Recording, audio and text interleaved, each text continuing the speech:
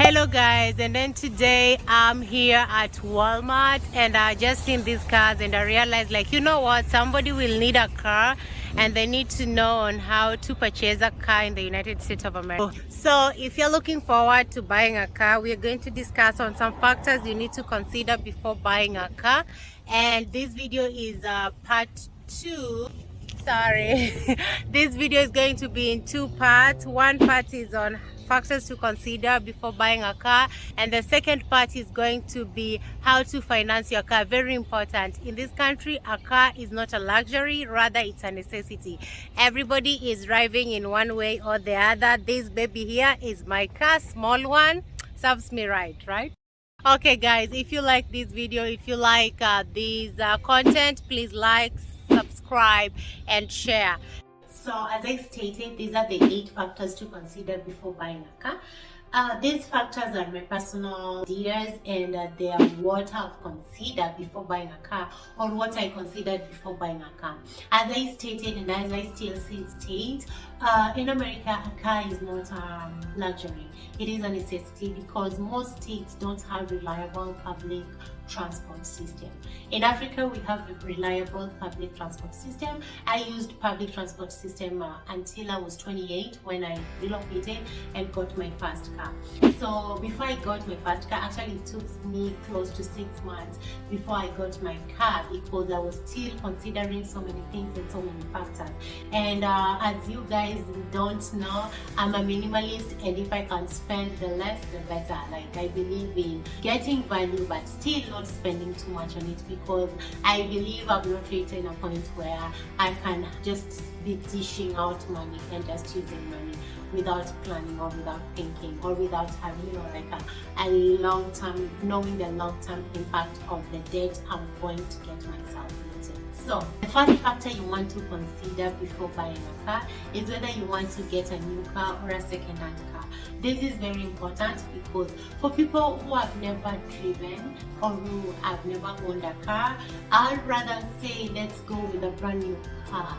Yes, you might want to buy a second-hand car, but everything has advantage and disadvantage. For example, getting a second-hand car, you don't know how the previous user used it, how they maintained it, so you are risking having mechanical breakdowns and having to spend a lot.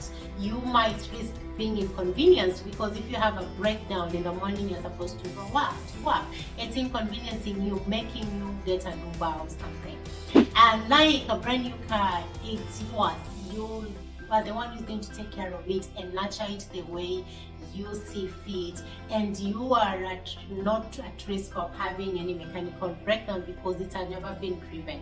And then another advantage of having a new car is that it is yours. Like, it's not something that you fear like something is going to break down or something is going to go wrong. But the only disadvantage with a new car, which is really not a disadvantage, but some people will say that, it's because it's expensive. Yes, it's expensive because its value has not depreciated. The value of a second-hand car has depreciated because somebody has used it. So please know which route you want to go, and you have reasons to why you want to go that route. The second point, or the second factor you want to consider, is the type of car you want to go buy. There's different cars outside here. There's different type of cars. We have the common ones that I know are the sedan, are the SUV, truck, van. There's so many types of a car, so you want to know which type of a car do you want to go with, because also the type of a car will indicate how much you're going to incur. Then the type of a car will lead me to the third factor, which is the family size.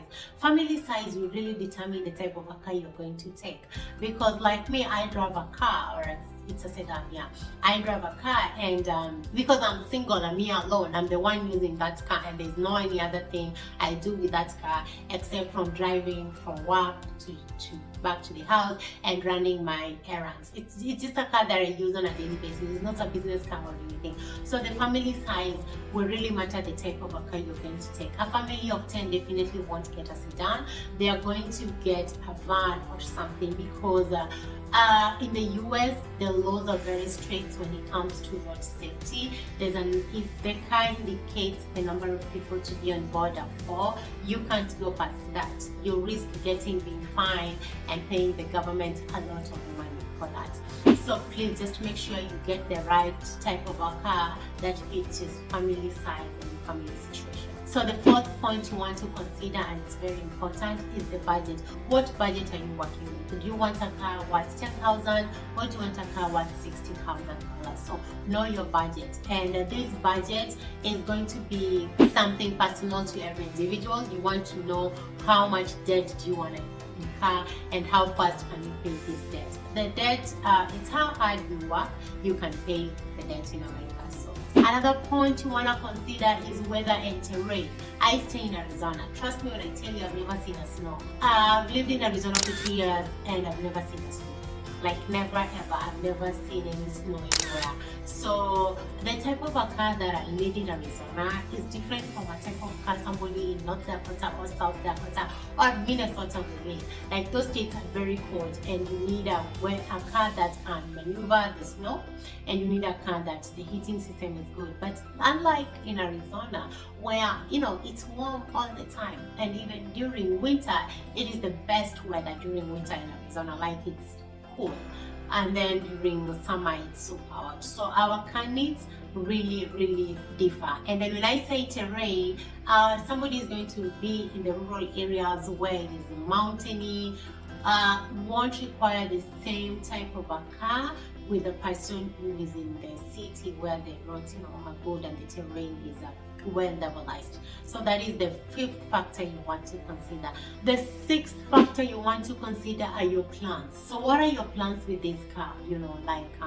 Are you planning to do long road trips with this car? Are you planning to have this car as an Uber? Are you planning to only use this car for your daily routine needs? So what is your plan with this car? You really need to know that, because that will affect the type of a car you're going to take. If you want to drive this car as an Uber, then you want to know that you want a car that can work for you as a daily routine and can be used as a Uber. If you want to do long road trips and be going to places like you want to hike, so you will be driving a lot, that also will affect the type of car you're going to get. So just make sure you are going to get, just make sure you consider your plans. The seventh factor is going to be lifestyle and class. I say this, some people think it's not important, but I think it is, because there are people who are so classy and what they drive matters to them, and they really don't care how much they're going to spend. That doesn't make them wrong. That just means that is what they love. And I say the world doesn't come with any manual. Live your life to the best understanding, because you just got one life to live. It is just, just one life to live. So live it to the best of your knowledge. If you like a Range Rover, go for it. That is what you want. You never know. In 2 years you can die. In 3 years you can die. Nobody really knows. And do whatever makes you happy. So lifestyle really matters.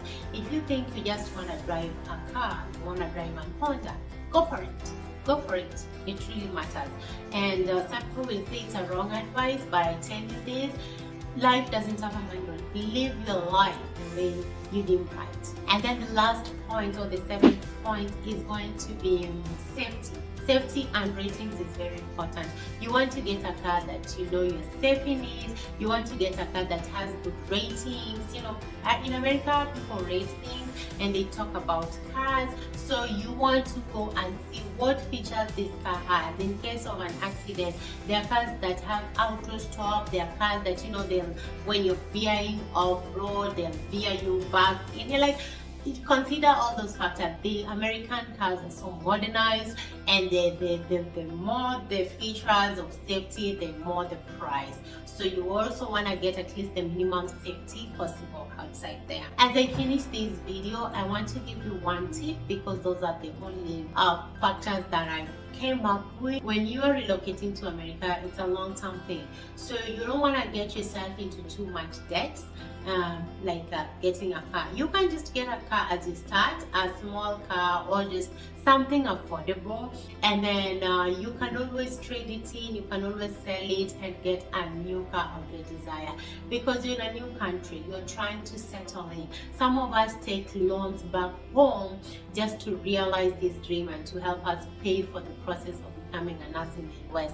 So coming here and getting an expensive car or getting into so much debt, it's not something personally I would advise for. I'll just tell you to get a car that is can help you with the day-to-day activities and day-to-day errands, and then after that, why not grade to any type of a car that you want.